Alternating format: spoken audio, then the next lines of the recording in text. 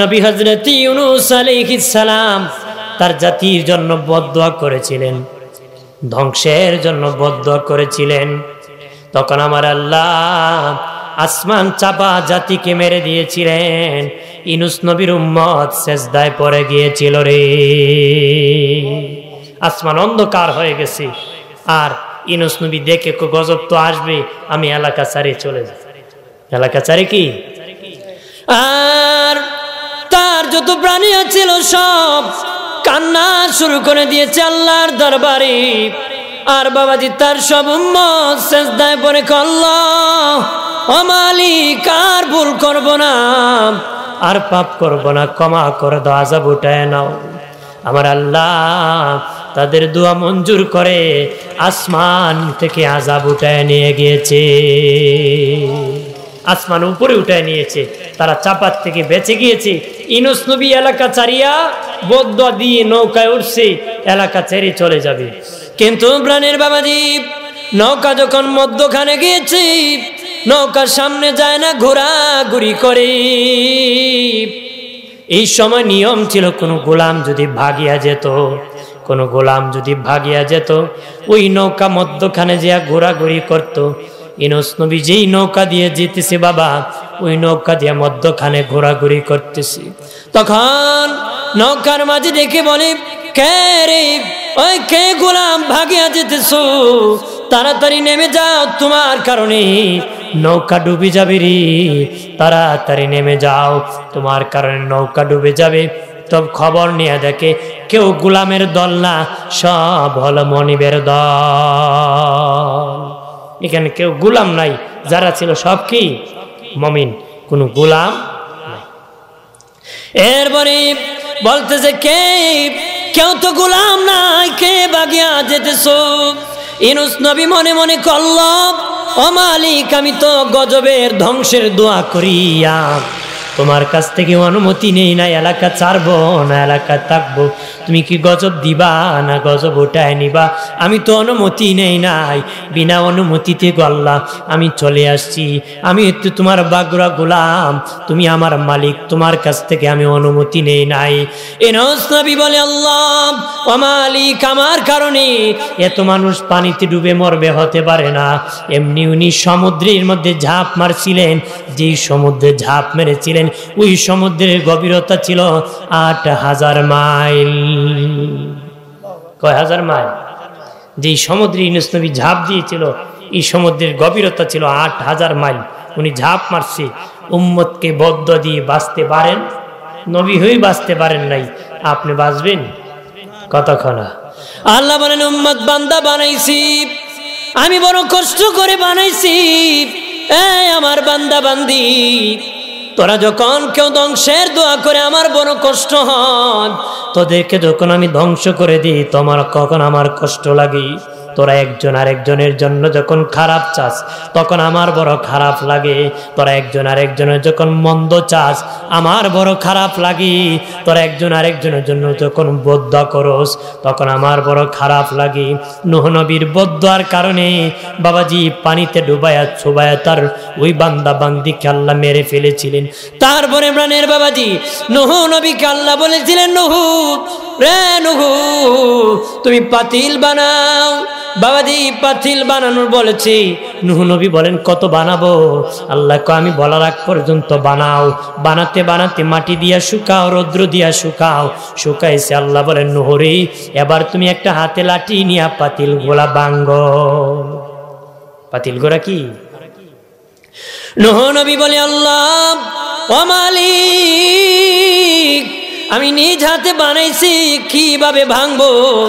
আল্লাহ বলে, নূহ রে, নূহ, তোমার কি মায়া লাগে নাকি? কহা, আমার নিজ হাতে বানাইছি, মায়া লাগে। আল্লাহ বলেন, নূহ রে, কথা বলতে পারে নাকি? না, আল্লাহ কথা বলতে পারে না। হাঁটতে পারে নাকি? না, আল্লাহ হাঁটতে পারে না। আল্লাহ বলেন, হ্যাঁ নূহ, হাঁটতেও পারে না, কথাও বলতে পারে না, এরপর নিজ হাতে বানাইছি, এই জন্য ভাঙতে কষ্ট লাগে। যে আল্লাহ নিজ হাতে মানুষ বানাইছি, ওই আল্লাহ তোমার বদদোয়ায় মানুষ ধ্বংস করেছি। বলে রে নূহ, আমি আল্লাহর কেমন খারাপ লাগছে।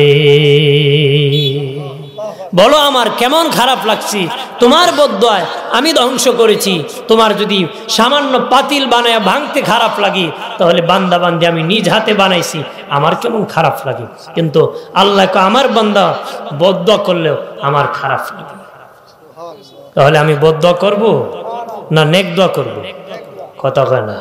কেউ যদি কেউ খারাপই করে, আপনি খারাপিতে যাবেন না, তাহলে ও খারাপ, আপনিও খারাপ। কেউ যদি বাবাজি ক্ষমা করে না, আপনি ক্ষমা করে দিবেন। কেন জানেননি? ক্ষমা করা হলো আল্লাহর গুণ। যখন আপনি মাফ করে দিবেন, আল্লাহ বলে, রে ফেরেশতারা, আমার বান্দা কি করেছে, মাফ করে দিয়েছি। আল্লাহ বলেন, মাফ করা তো আমার গুণ, সেরি আমার গুণ নিয়ে যায়, তোরা সাক্ষী থাক, আমি আল্লাহ তারে মাফ করে দিছি। আমরা কয় ছাড়তাম না তারে, খোলানে ধর্ম নাউজুবিল্লাহ কর না, জোরে ক। ওই এক বেটা এক লোকের কাছ থেকে 10,000 দান নিছে। কি দিছে? দান নিছে। আমরা তো আখিরাতেরও ভয় নাই, তে কয় দিয়ে দিব আগামী সপ্তাহে, পরের সপ্তাহে, আগামী রবিবারে ব্যাংক থেকে উঠে করতে করতে করতে করতে 6 মাস চলে গেছে। বাজারে একদিন পায়ে কমে টাকাটা দিতা না, দিমু না দিয়ে কি মরমু আমি?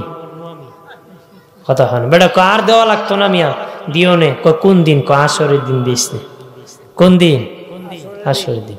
হে ভাই দাঁড়াও, আরো 10,000 টাকা দেবো। এত লম্বা ডেট কেউ দিছে না, তুমি আসরের দিন নিবা, এর ভিতরে আমি একটু খাই, আরো 10,000 দেব। আপনার কোন আখিরাতের ভয় আছে? চিন্তা আছে নাকি? এই চিন্তা যদি থাকতো ওই কথা বলতো।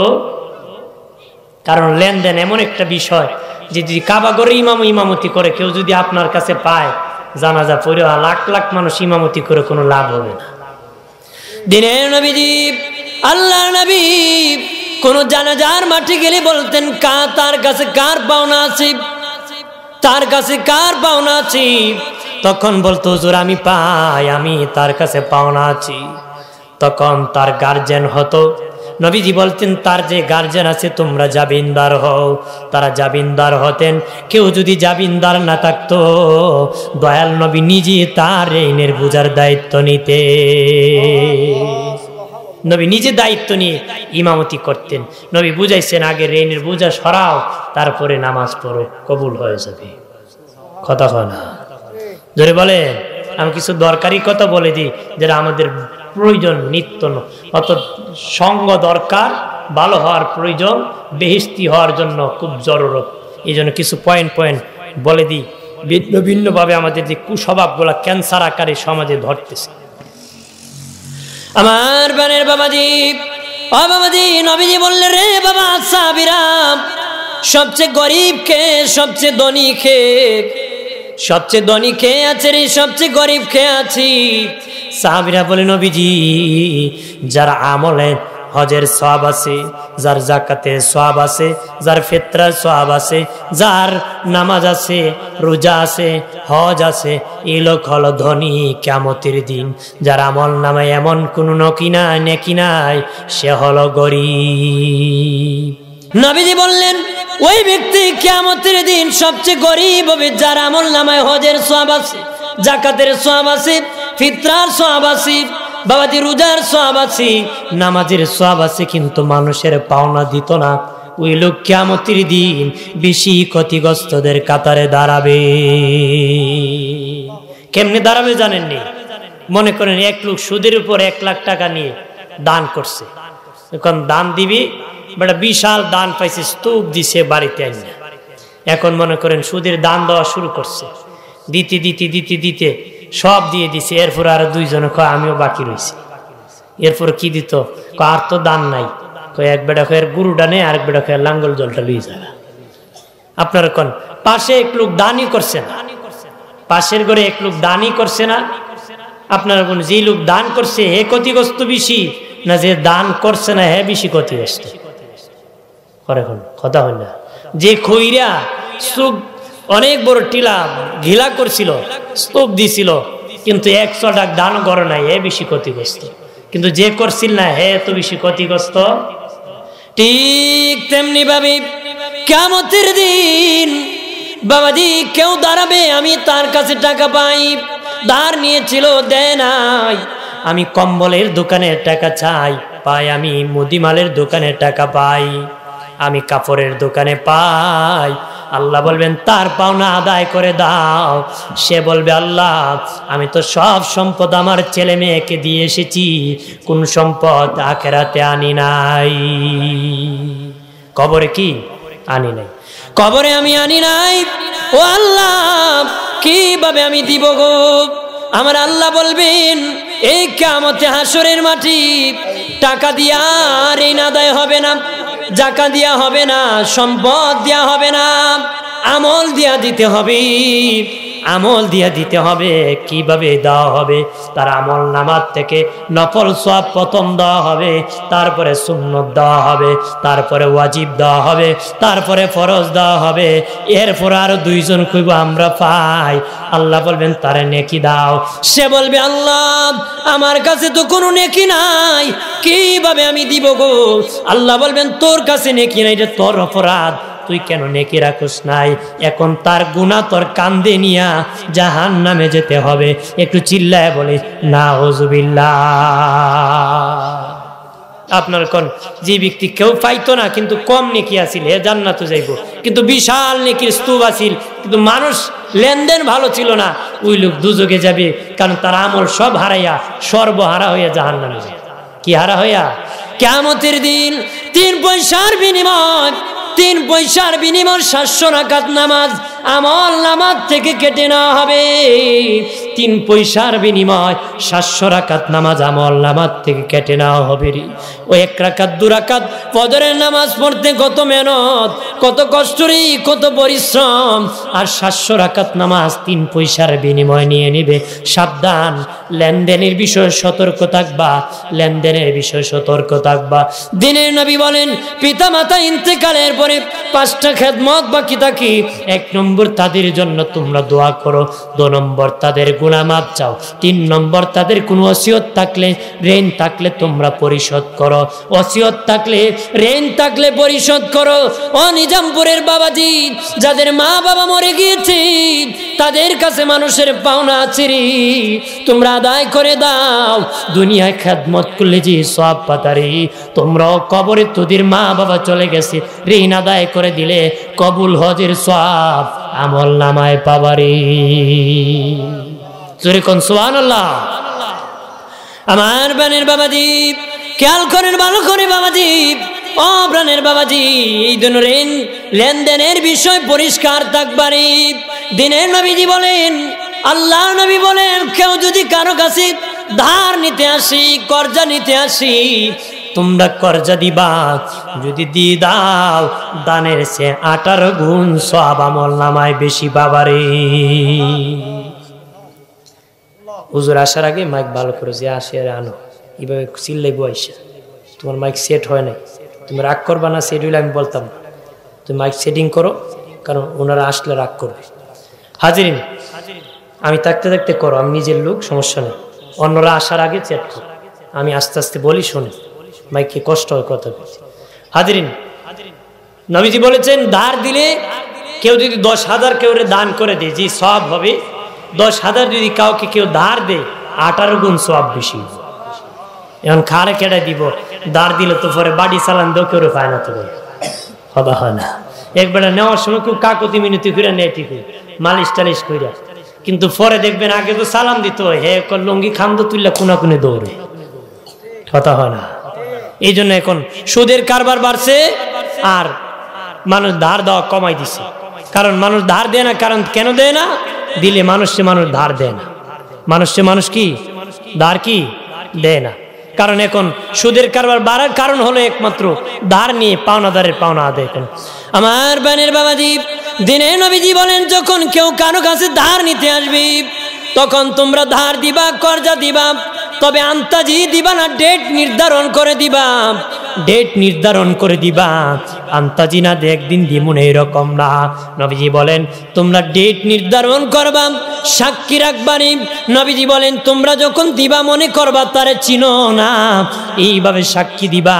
সাক্ষী রাখবা। অনেকে আছে ধার নেওয়ার সময় কই দেখো আমার ভাই আমারে বিশ্বাস করলো না, এরকম হবে না। বিশ্বাস করা না করা না, এটা ইসলাম, এটা সৌন্দর্য। জি জি দেখছি আমাদের প্রধান অতিথি রুহুল আমিন সিদ্দিক হিসাবে এসে গেছেন। মারহাবা বলেন না, যেরকম মারহাবা। এটা হলো সৌন্দর্য। নবী বলেন ঋণ যখন ধার দিবা, কাউকে লেনদেন বিষয় লেনদেন করবা, তখন লিখে রাখবা, সাক্ষী রাখবা। কারণ ওই দিন স্বজন প্রীতি করলে পরে অস্বীকার করতে পারে, কথা কয় না। সাক্ষীরও টাকা দিয়ে কিনে নিতে পারে, এজন্য লিখিত আকারে। আবার আল্লাহ বলেছেন হে লিখনেওয়ালা সাবধান, লেখস দেন, বেশি লিখিস না, কম লিখিস না, যা আছে তা লেখ। আমরা দেশে লেখনেওয়ালা যারা আছে আরো আবার বাড়ায় লেখে, কমায় লেখে, কথা হয় না। 500 দিলে 1 লাইন কমে, 300 দিলে 3 লাইন বাড়ে। হ্যাঁ, এরকম হলে চলবে না। আল্লাহ কিছু সাবধান, তোরও আমি ধরব, তোরও আমি, কারণ লেখার গুণ আমি দান করেছি। লেখার গুণ দিয়েছে কে? জোরে বলেন কে? আমার বানের বাবাজি খেয়াল করেন ভালো করে বাবাজি। এই জন্য লেনদেনের বিষয় সাক্ষী থাকতে হবে। নবী বলেন এমন ভাবে করবা যেন তারে তুমি চিনো না। কারণ আগে যদি স্বজন আগে যদি মিষ্টি ভাবে দিয়ে দাও, পরে সম্পর্ক নষ্ট হতে পারে। মানুষ বলে আগে তিতা পরে মিঠা, আগে তিতা দিয়ে দাও পরে মিষ্টি থাকবি। আগে মিষ্টি দিলে পরে মামলা হয়ে জেল হতে পারে, ফাঁসি হতে পারে, নোংরামি হতে পারে, মারামারি, 2 গোষ্ঠী মাটার হতে পারে। এই জন্য ইসলাম সৌন্দর্য লিখিত আকারে, সাক্ষী আকারে ধারণ করতে হবে রে। জানিয়া না করে মমিন, ওই ধার নিবা, ডেট নির্ধারণ করে নিবা। ডেট নির্ধারণ করার ওই ডেট মোতাবেক যদি না দিতে পারো, নবীজি বলেন তাড়াতাড়ি তার বাড়িতে আগে হাজির হয়ে বলো চাচা আমি এই ডেট মোতাবেক দিতে পারবো না, আমাকে একটু সময় বাড়ায় দেন, আমি ওই সময় মোতাবেক দিয়ে দিব। নবীজি বলেন ওই সময় বাড়ায় দাও ওয়াজিব, মাফ করে দেওয়া সুন্নত। সময় বাড়ায় দেওয়া ওয়াজিব, মাফ করে দেওয়া সুন্নত। 3 জায়গায় ওয়াজিবের চেয়ে সুন্নতের সওয়াব বেশি, 3 জায়গায় ওয়াজিবের চেয়ে সুন্নতের সওয়াব বেশি। এক জায়গায় হলো সালাম দেওয়া সুন্নত, জবাব দেওয়া ওয়াজিব। সালাম দেওয়া সুন্নত, জবাব দেওয়া ওয়াজিব। ওই যে সালাম দিবে তার সওয়াব বেশি, সুন্নতে সওয়াব বেশি। যিনি জবাব দিবে তার জবাবের সওয়াবে ওয়াজিব, কিন্তু সওয়াব কম। আরেক দিকে বাবা ওয়াক্ত হওয়ার আগে ওযু করা সুন্নত, ওয়াক্ত হওয়ার পরে ওযু করা ওয়াজিব। ওয়াক্ত হওয়ার আগে ওযু করা সুন্নত, ওয়াক্ত হওয়ার পরে ওযু করা ওয়াজিব। এই জন্য ওয়াক্ত হওয়ার আগে ওযু করে যে মসজিদে ঢুকে যাবে তার আমলনামায় সওয়াব বেশি হবে। আরো জোরে বলি। তারপরে অপ্রাণের বাবাজি, যে ব্যক্তি ঋণ নেওয়ার জন্য নিয়েছিল কিন্তু ডেট মোতাবেক দিতে পারে নাই, বলল সময় বাড়িয়ে দাও, নবীজি বলেন তাকে মাফ করে দাও সুন্নত, আর সময় বাড়ায় দাও ওয়াজিব। বাবাজি সময় বাড়ায় দাও ওয়াজিব। নবীজি সাহাবীরা বলল নবীজি এখানে তো সেই ব্যক্তি দানের চেয়ে ধারের কেন সওয়াব বেশি কেন গো নবীজি? সে তো একবারে দিয়ে দিছে, আর তো পাবে না, কিন্তু যেটা পাবে সেটাতে কেন সওয়াব বেশি? নবীজি বলেন ওই লোকটাকে 5,000 টাকা আপনি দান করলেন, তার এখন দরকার হতে পারে, নাও হতে পারে, কিন্তু যে লোকটা ধার নিতে আসছে হয়তো সে অসুস্থ হয়ে এসেছে, মেয়ে বিয়ে দিবে এসেছে, হয়তো তার মার চিকিৎসা করাবে, অথবা কোনো বেকায়দায় পড়ে বান্দা বিপদে পড়ে এসেছি, ওই যে বিপদের সময় সাহায্য করেছো, এই জন্য 18 গুণ সওয়াব আমলনামায় বেশি হবে। সুবহানাল্লাহ বলি। এরপরে বলেছে মনে করেন যে লোক ধার নিতে আইছে, মনে করেন জীবন আর পাইতেন না, 100% শিওর, কথা হয় না। তাফসীর আল্লাহর কইছে তারা কি করবে না, যে লোকটা আইছে জানে যে হে যে নিব আর জীবনে দিব না, তারে কি আপনি যতটুক দিলে না নিলেও আপনার চলবে, এতটুক দিয়ে কোন বাবা দূর বাবা আমার কাছ থেকে কি হয়, কতটুক দিবেন, যতটুক দিলে আপনি না পেলেও আপনার জীবন বাঁচবে, আপনার কোনো ক্ষতি হবে না। কিন্তু আপনি ক্ষতি করে দেওয়ার কথা ইসলাম বলে না। আপনি আরেকজনে দিবেন, আপনার গরু উপবাস থাকবে, এটা ইসলাম বলে না। সবচেয়ে দামি খাবার হলো, নবীজি বলেন নিজে ইনকাম করে নিজের মুখে যে যেটা লোকমা দিয়েছে সেটা হলো দামি। সুবহানাল্লাহ বলি না। ওই হাতের চেয়ে ওই হাতের দাম বেশি, ওই হাতের চেয়ে ওই হাতের দাম বেশি। ওই হাত হলো ভিক্ষা, ওই হাত হলো দান। দান আপনি কখন করবেন? যখন ইনকাম করবেন তখন করবেন। ইসলাম বলে কারো কাঁধে চড়ে কেউ খাওয়া জায়েজ না, কারো কাঁধে চড়ে কেউ খাওয়া যাবে না। নিজেরা নিজেদের ইনকাম করে চলতে হবে। অনেকে আছে বাবা রুজি করে একজন, বসে বসে খায় 7 জন। এটা ইসলাম সাপোর্ট করে না। ইসলাম বলে নিজেরা ইনকাম করে, হালাল ইনকাম করে খাও। ওই দিন নিজে ইনকাম করে নিজের মুখে খাবার দিলা, এটাই হলো সবচেয়ে বড় দামি। কান্দে সরিও না বেটা, কামার ভাই লন্ডন, আমার কি কত গন্ধ আছে না। এ খায় 14 গোষ্ঠী বয়ে বয়ে খা, হা করে খালি পশ্চিম দিকে চায়, আছে না। এরকম নিজেকে কাপুরুষ বানাবেন না, নিজেকে কারো উপর নির্ভরশীল বানাবেন না, নিজেকে কারো কাঁধে সোয়ার করবেন না। নিজের অধিকার নিয়ে নিজে বেঁচে থাকবেন, নিজে ইনকাম করবেন। অথচ একটা ছেলে দেখবেন বেকার, একটা অভিশপ্ত জীবন, বেকার চলতেছে, কিন্তু চুরি করে নাই, ডাকাতি করে না, হারামও খায় নাই। আর একবার চাকরির থেকে এসে কলার চুরি করে নিছে। মানুষ সন্দেহ করো, বেকার ঘুরাই চুরি করছে। মূলত হে চুরি করছে না, বেকার জীবনটা একটা অভিশপ্ত জীবন, যে মানুষ অযথ সন্দেহ করে। কথা বলেন ঠিক কিনা? বেকার জিন্দিগি, বিবি ভালো পায় না স্বামীরে, বাবাজি বাবা সন্তানকে দেখতে পারে না, মাও সন্তানকে গালি দে। বেকার জিন্দিগি বড় কষ্টরে। ছেলেরা, যুবক বন্ধুরা, কর্ম করবা, নিজে ইনকাম করতে শিখবা, হালাল ইনকাম। ধার করে ঘোরা বানাম। বাবাজি খেয়াল করেন ভালো করে রে, মানুষের পাওনা আদায় করে দিবা, মানুষের পাওনা আদায় করে দিবা রে। মানুষের লেনদেন ভালো করবা। নবী বলেন লেনদেন যার ঠিক না সে মানুষ ঠিক না। ইমাম গাজ্জালি রহমতুল্লাহ আলাইহি বলেন, বাবাজি কাউকে 6 মাস চলিও ভালো মানুষ কইও না, তে উনি খুব ভালো মানুষ।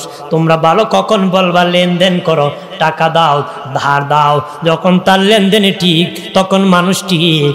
লেনদেনে ফলাইছে তার জীবন ফলাইছে। কথা না, লেনদেন যে ভালো না, মানুষ সে ভালো। আমরা যেসব নতুন দোকান দেখলি বেটা সিরিয়াল ধরে খাই, মুদিমানের দোকানও খাইতে খাইতে যখন চাচার সালাম ফিউজ করে দেয়, এ ফলায়। কথা হয় না। আর নেতার বাইলে তো আর সাউন্ডই যেত না, বেটা কত পাওয়ার জ্বালাইলি বহু দরকার। কথা হয় না, আছে কি না? একটু বাহাদুরি থাকলে তো টাকাই চাওয়া যায় না বেটা। আমারে সবার সামনে শরম দিলে আমার কি ইজ্জত নাই? তোর টাকা খায় কি আমি মরে যাই মনে কি বোঝা যায়? 200 বছরের টিকিট আনছে, এর বাপ দাদা কেউ মরতো না রে, ঠিক কিনা? বুঝা যায় এবার 200 বছরের টিকিট আনছে, আর কি মরবো, আজেল কোন এর পাইব না। এই জন্য তোর টাকা না দেয় মরি জিম বেটা। আরে বাবা, কত বড় পাওয়া আমার বানের বাবাজি। আজরাইল যখন ধরবে রে, তাবর যখন মারবে, বাহাদুরি কাটবে না, বাহাদুরি চলবে না। সাদ্দাতের মতন বড় বেঈমান, কত বড় বেঈমান জানোনি তুমি? কত বড় বাহাদুর! সাদ্দাতের মতন বেঈমান আল্লাহর সাথে চ্যালেঞ্জ করেছে, তোর জান্নাতে যাব না, আমি নিজে জান্নাত বানাবো। নিজে জান্নাত বানাইছে বাবা, 1000 বছর কাজ করিয়া 12,000 কামরা বানাইছি। বাবাজি 12,000 কামরা দিয়া 1000 বছর কাজ করে জান্নাত বানাইছে। শুনেছি আল্লাহর জান্নাতে হোর গিলমান থাকবে, জান যুবতী ধরিয়া নিয়া ওই ঘই তার জান্নাতের ভিতর রাখছে। জান্নাত যেদিন উদ্বোধন করবে, প্রবেশ করবে, সেদিন আজরাইল তারে ধাক্কা মারছে। কে কত বড় বাহাদুর, আমাকে তুই ধাক্কা মারলে? আমার চিনুনি, আমি মালাকুল মউত। তার চেয়ে তো বাহাদুর নাই। তখন বাবাজি দাজ্জাল ওই সাদ্দাত বলে, রে আজরাইল একটু মেহেরবানি করে একটু সময় দাও। কত সময় জানোনি? আমি পা ঢুকাবো না, শুধু মাথা ঢুকাবো। ডানে একবার তাকাবো, বামে আরেকবার তাকাবো, তাকে আমার জান্নাতটা একটা নজর আমি দেখবো। ডানে একবার, বামে একবার তাকায় আমার জান্নাতটা একবার আমি দেখবো। আজরাইল বলে, আল্লাহ ও মালিক, ও আল্লাহ, বেচারা সাদ্দাতের জন্য একটু মায়া লাগতেছে, নিরুপায় হয়েছে, এত বড় বাহাদুর, একদম নরম হয়ে গেছে, একটু সময় দেওয়া যায়নি। আল্লাহকে তোমার মায়া লাগে নাকি রে আজরাইল? আজরাইল বলে আল্লাহ আমার তো কোনো মায়া দয়া নাই, তুমি তো কোনো মায়া দয়া আমারে দেও নাই। ওই আজরাইল যেদিন মরবে আল্লাহ বলবেন তুমি মরো। আজরাইল কইব আল্লাহ আমিও কি মরা লাগবে নাকি? আজরাইল আল্লাহ কইব হ তোমারও মরা লাগবে। তখন আজরাইল বলবে ও আল্লাহ আমি যদি জানতাম আমার মরা লাগবে আমি পৃথিবীর কারো রূহ কবজ করতে যেতাম না, আমি কারো রূহ কবজ করতে যেতাম না। আজরাইল বলে আল্লাহ ও মালিক আমার তো মায়া দয়া নাই, তবে বেচারার জন্য জানি কেন মায়া লাগতেছে। এত বড় বাহাদুর এত নরম হয়ে গেছে, বাহাদুরি একদম নরম হয়ে গেছে। আল্লাহ আর কি কোনোদিন মায়া লাগছিল নাকি? আল্লাহ আরেকদিন আমার এক লোকের জন্য মায়া লাগছিল। ওই লোকটাকে সমুদ্র দিয়ে তক্তার উপর একজন নারী ভাসছিল, ওই নারী সন্তান প্রসব করেছিল ওই তক্তার উপর। তুমি আল্লাহ এই সময় বলেছিলা ওই মহিলার রুহটা সমুদ্রে কবজ করে বাসায় দাও, আর তক্তার মধ্যে বাচ্চাটাকে বাসায় দাও। আল্লাহু আকবার বলেন না। তখন আরজাইল বলেছিল আল্লাহ আমার তো বড় মায়া লাগছিল ওই দিন, ওই শিশু সন্তান প্রসবের পরে তার মার রূহ কবজ করেছি, ওই বাচ্চার জন্য বড় মায়া লাগছিল। আল্লাহ কয় আরজাইল জানুনি এটি সেই বেঈমান সাদ্দাদ, যেই বেঈমান সাদ্দাদের মা সমুদ্রের মধ্যে প্রসব করেছিল আর তার মারে রূহ কবজ করে তুমি কাঠের মধ্যে বাসায় দিয়েছিলা রে। আমি আল্লাহ কি করছি জানুনি? ওই তক্তারে জঙ্গলের কিনারে নিয়ে একটা বাঘিনীর বাচ্চা মারা গিয়েছিল, তার স্তনে প্রচন্ড দুধ ছিল। আমি আল্লাহ বাঘের অন্তরে ওই বেঈমানের মায়া দিয়েছিলাম রে। তখন বাঘটা তাকে সমুদ্র থেকে উঠাইয়া জঙ্গলে নিয়ে দুধ খাওয়াইছে। কতদিন খাওয়াইছে জানুনি? 1 মাস 2 মাস নয়, 12 মাস পর্যন্ত বাঘের দুধ খাওয়াই আমি তারে লালন পালন করছি। 12 মাস পরে আমি জঙ্গল থেকে উদ্ধার করে আনিয়েছি। আর এত বড় হইয়া আমার সাথে চ্যালেঞ্জ করে আমার জান্নাতে যাবে না, সে নিজে নাকি জান্নাত বানাইছে। আজরাইল আল্লাহর দেরি না, এমন এর মতন বেঈমানকে আর কোনো সুযোগ দেওয়া যাবে না রে। ওরে বাহাদুরের দল, মানুষের পাওনা যদি আদায় না করো, কত বড় বাহাদুর যখন ধরবে টের পাবে না রে।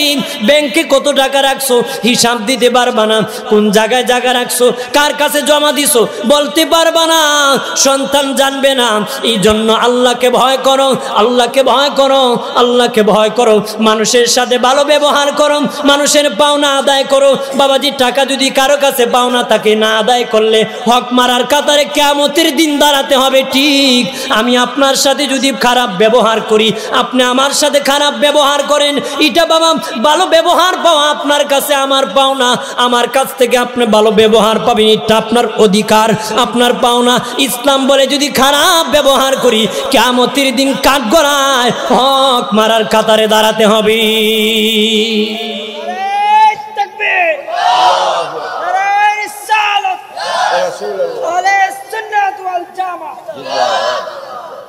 কিয়ামতের দিন কের কাতারে দাঁড়ানো?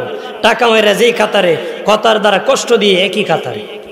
কারণ প্রাণের বাবাজি হাত দিয়া যদি কাউকে কেউ আঘাত করে বাবা, হাতে লাগতে পারে, মাথায় লাগতে পারে, পায়ে লাগতে পারে, আর মুখ দিয়ে আঘাত করলে মানুষের অন্তরে লাগে। কথা হয় না? মুখ দিয়ে আঘাত করলে অন্তরে লাগে।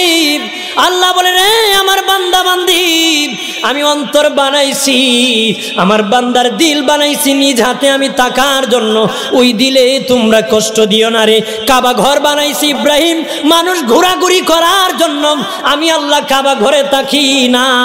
কাবা ঘরে মানুষ ঘোরাঘুরি করে ইব্রাহিম বানাইছে, মসজিদ বানাইছো সেজদা করার জন্য, আমি আল্লাহ তাকি না। আর বান্দার দিল আমি আল্লাহ নিজ হাতে বানাইছি, আমি আল্লাহ নিজে থাকার জন্য রে। আরো জোরে বলি।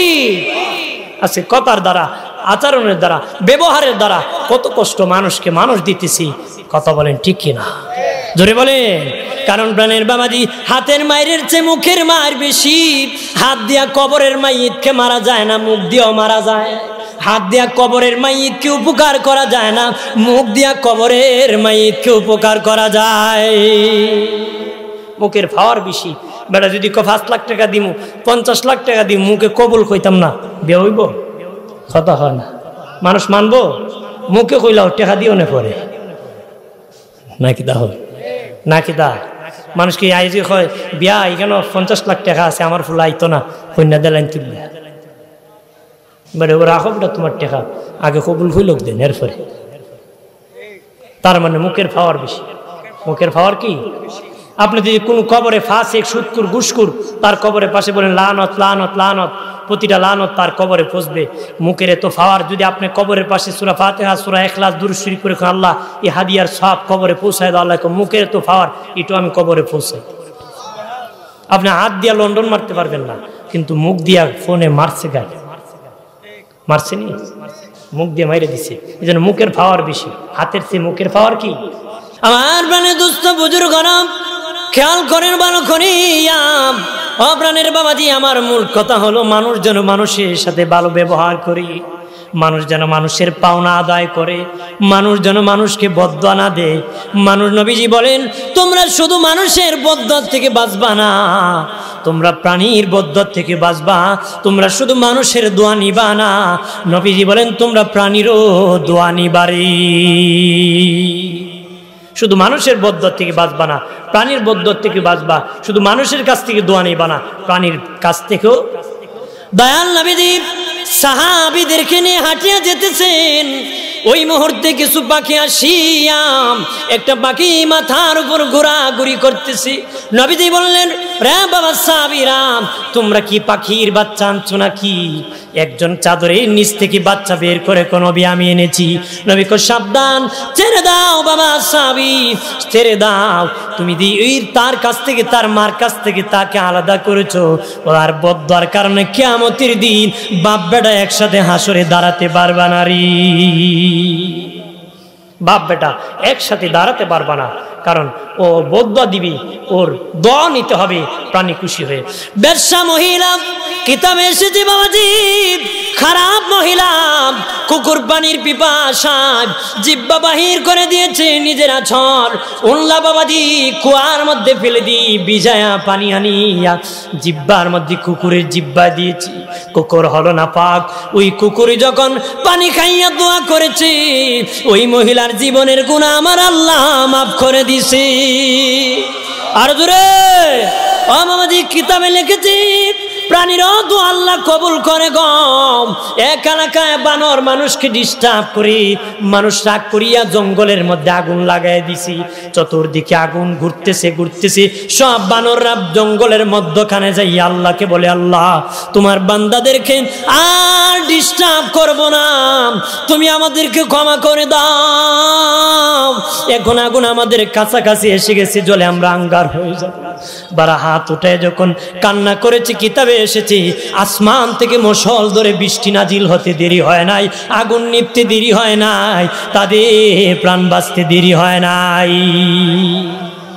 তাহলে তাদের দোয়া কবুল হয় কথা বলেন ঠিকই না তারা দোয়া কি আল্লাহ কবুল করে এজন্য কোনো প্রাণীকে কষ্ট দেওয়া যাবে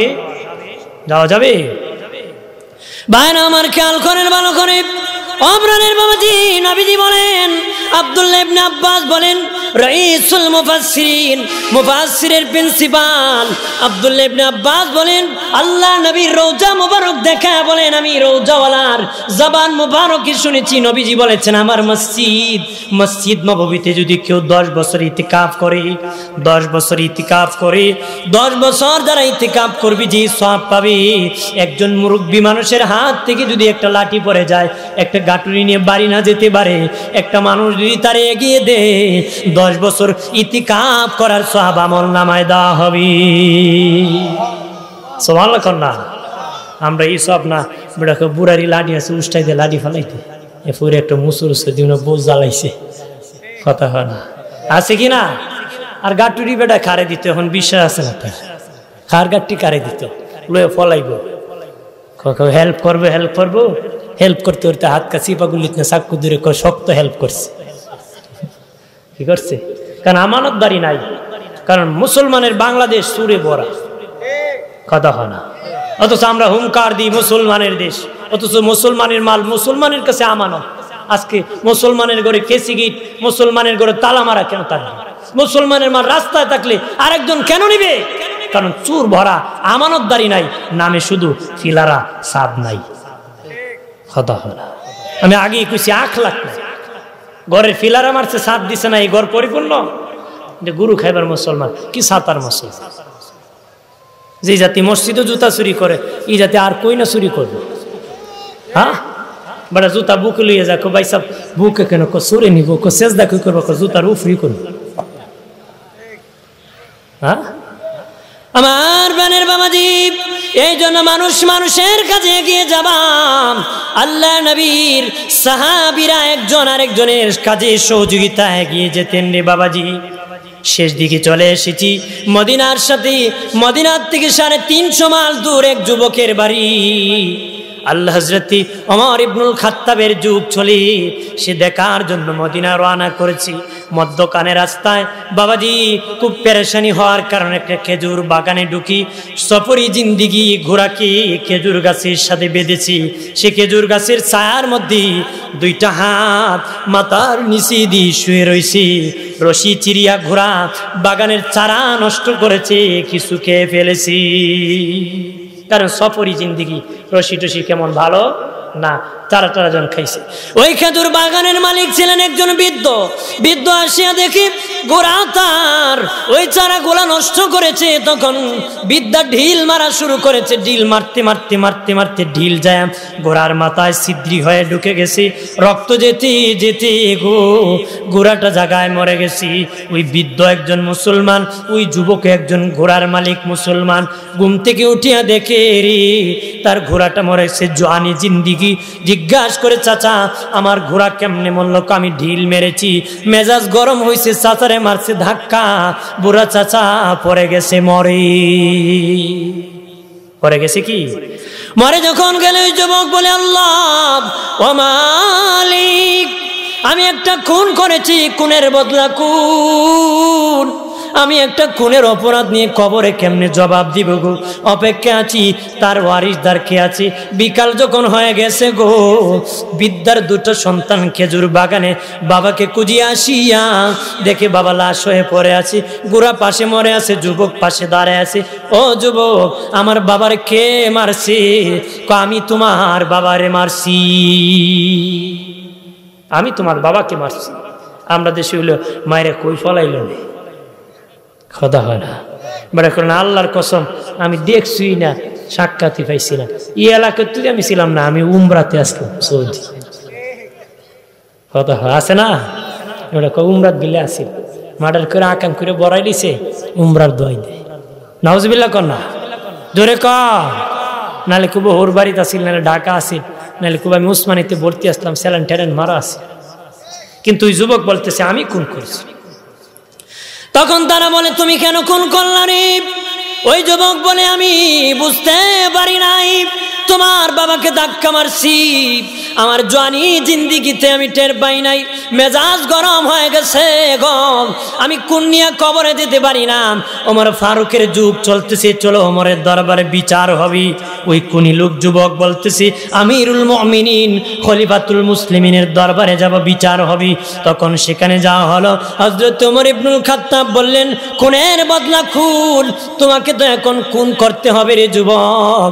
সে কহা, আমিরুল মুমিনিন আমি রাজি, কারণ খুনের গুনাহ নিয়ে কবরে গেলে আযাব সইতে পারবো না, জাহান্নামের আগুন আমি সইতে পারবো না, দুনিয়া আমি শাস্তি ভোগ করতে চাই। তখন তোনাকে যখন রায় হয়ে গেল, তার গর্দান উড়িয়ে দেওয়া হবে।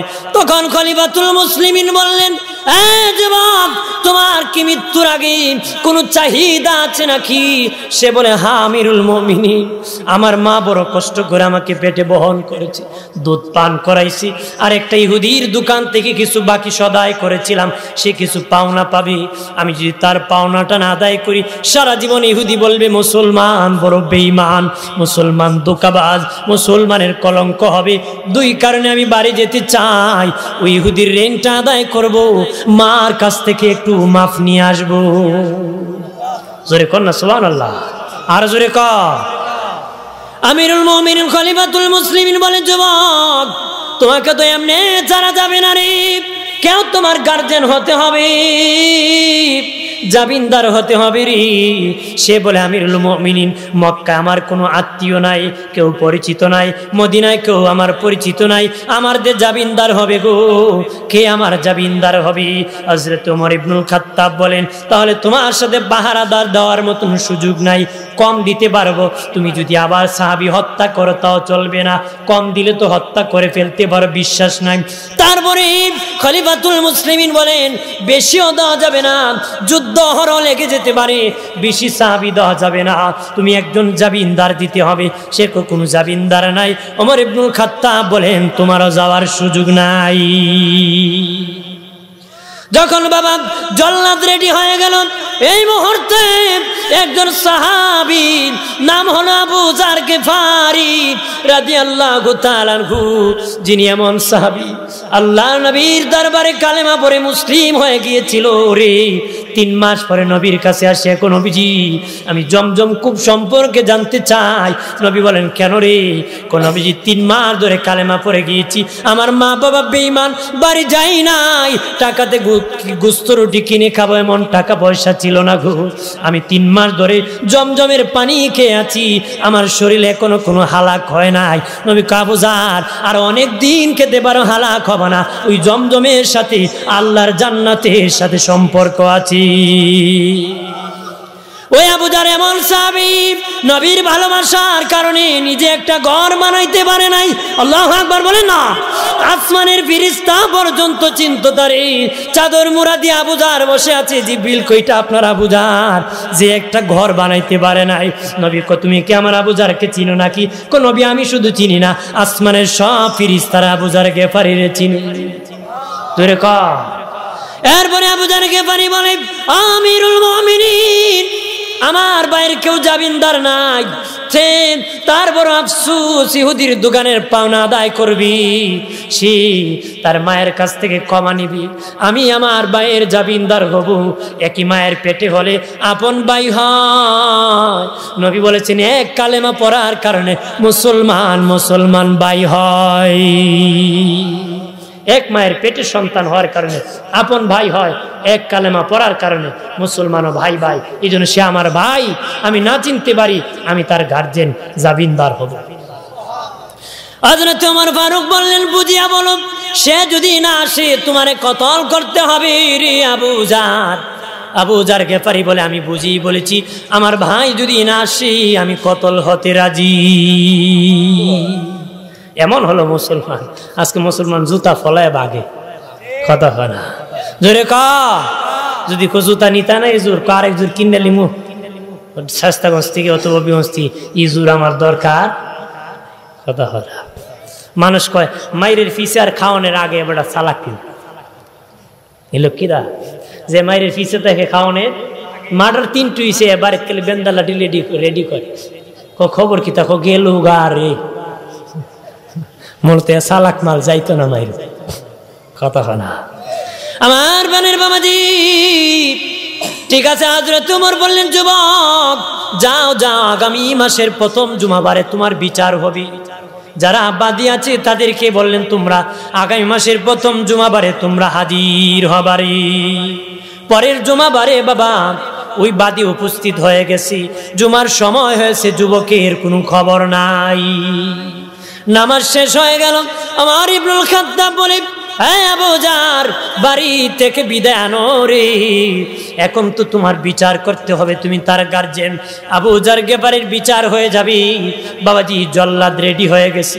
আমার ইবনুল খাত্তাব চোখের পানি ছেড়ে কাঁদতেছে, একটা পবিত্র মানুষের আজকে খুন করা হবে রে। জল্লাদ চোখের পানি ছেড়ে কাঁদে, বলে, জীবনে কত খুনিরে মেরেছি,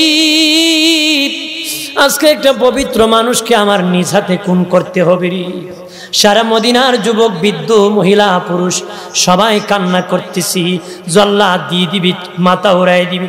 ঠিক ওই মুহূর্তে একজন আসিয়া কয়, আমিরুল মুমিনিন থামেন, থামেন গো, বহুদূর ধুলা উঠতেছে, মনে হয় গো যুবক ছেলেটা আসতেছে। সুবহানাল্লাহ বলি না। একটু অপেক্ষা করার পরে দেখা যায় ওই যুবক ছেলে হাজির।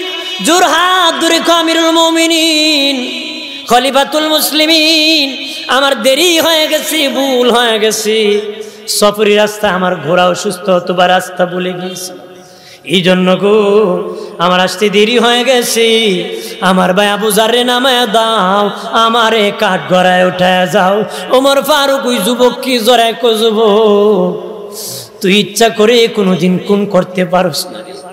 যে যুবক জানে মাথা উড়ায় দিবি, এরপরও 350 মাইল দূর থেকে যুবকটা ব্যাক করে আসছে। যে লোক নিজে জানিয়া ইচ্ছা করলে আসতে পারতো না, তারপরে এসেছি, অবশ্যই লোকটা আল্লাহর ভয় করে, ওই লোক জীবনে কোনোদিন কারে খুন করতে পারে না। যুবক রে যুবক, তুই যখন বাড়ি থেকে 350 মাইল দূর তোর বাড়ি, তুই যখন রওনা করেছিলি ওই মদিনা আসবে তোর বিচার হবে, বাড়ি থেকে বের হওয়ার পরে আল্লাহ তোরে মাফ করে দিছে, আল্লাহ তোরে মাফ করে দিছে। যে যুবক 350 মাইল দূর থেকে আসতে পারে তার গর্দান উড়ানোর জন্য, ওই লোক ইচ্ছা করে খুন করতে পারে না। বাদী ওই খুনি যে ব্যক্তি খুন হয়েছিল তার সন্তান দুই যুবক বাদী ছিল, তার আমিরুল মুমিনিন। যে যুবক ছেলেটা 350 মাইল দূর থেকে আসছে, তার নিজেকে হত্যা নিজেকে করার জন্য, তার খুনের বিচারের জন্য তার মাথা উড়ায় দিবি, সেটা জানার পরে এসেছি। ওই লোক ইচ্ছা করে আমার বাবাকে মারতে পারে না, আমরা আমাদের বাপের খুনের গুনাহ আমরা মাফ করে দিছি।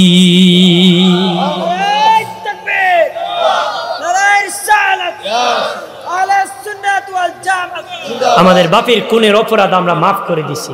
বাদী ক্ষমা করলে আইনও ক্ষমা করে, ইসলামও ক্ষমা করে। কতক্ষণ ঠিক না আমার বোনের বাবাজি? এই জন্য অনুরোধ করে বলি, একজন আরেকজনের পাশে থাকবা বাবা, বিপদে এগিয়ে যাবা, তোমার বিপদে আমার আল্লাহ সাহায্য করবি। আমি যদি এগিয়ে যাই আল্লাহ আমার পাশে আছে, আমি বান্দার জন্য যত সহজ আল্লাহ আমার জন্য তত সহজ, আমি বান্দার জন্য যত কঠিন আল্লাহ আমার জন্য তত কঠিন। এই জন্য আমরা কোনো মানুষের জন্য কঠিন হব, সবার জন্য সবাই সহজ হব। যার জীবন যত সহজ আদালতে হিসাব তার তত সহজ। অতি চালাকির গলায় দড়ি, বেশি চালাক মনে করবেন না, ফাঁস লাগবে। ঠিক কিনা বলে? বলে কিছু আম খাইও জাম খাইও, তেঁতুই খাইও না, তেঁতুই খাইলে অসুখ হবে, ডাক্তার পাইবা না, খাওয়া হয় না। এত অসুখ করেন না, এত বেশি খায়েন না, আবার ফাতলা পায়খানা হইব।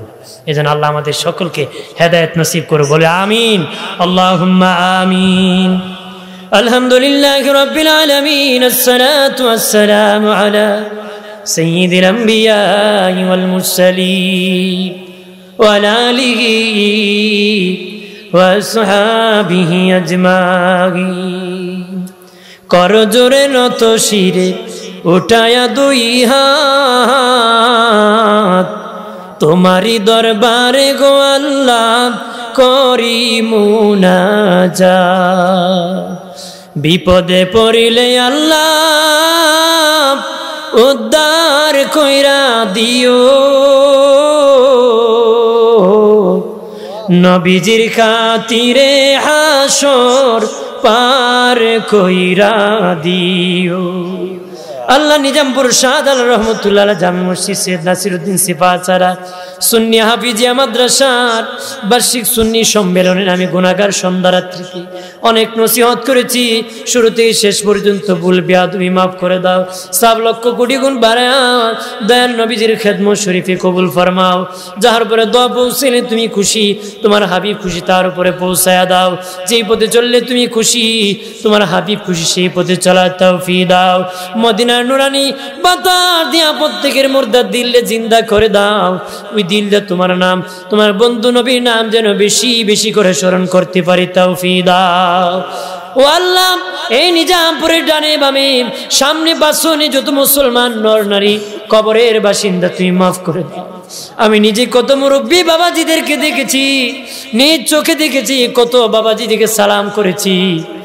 আজকে তারা মাটির নিচে ঘর হয়ে গেছে, তারা কত আদর করেছে। ছোট্ট বয়সে মাদ্রাসায় যখন আসতাম সালাম দিতাম, মুখমণ্ডল দেখতাম, আজকে তারা নাই, তোমার ডাকে সারা দিয়ে চলে গেছে। আল্লাহ আমার প্রত্যেকটা মুরব্বী বাবাজিদের কবরে হাতিয়ার সব পৌঁছায়া দাও, যুবক বন্ধুদের হাত বাড়িয়ে দাও, এলাকার মুরব্বী বাবাজি যারা আছেন প্রত্যেককে কবুল করে নাও।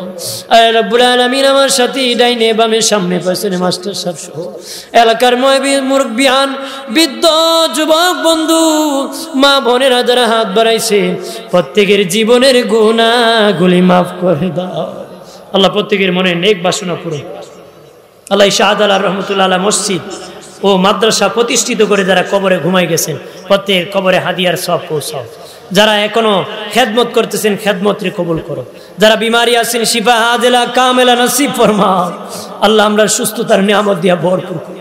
রব্বুল আলামিন আমাদের মা বাবা দাদা দাদি নানা নানি যাদের শ্বশুর শাশুড়ি ফুফি খালা ফুফু ফুফা আত্মীয় স্বজন পাড়া প্রতিবেশী হকদার দাবিদার মায়ের মানুষ মহব্বতের মানুষ মুহিব্বিন পরিচিত অপরিচিত বন্ধু বান্ধব সকলের জীবনের গুনাহগুলি মাফ করে দাও।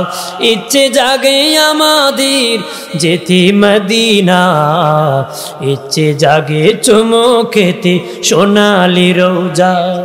সারা বছর অনেক জিয়ারত করেন, জিলহজ মাসে হাজিরা গজ পালন করি। আমরা দমে কোনো যেতে পারি না, ইচ্ছে জাগে চুমু খেতে সোনালি রোজা। মৌতের বিছানায় শুয়ে যাব, আজরাইলের রূহ নেওয়ার জন্য, শয়তান আসবে ঈমান নেওয়ার জন্য।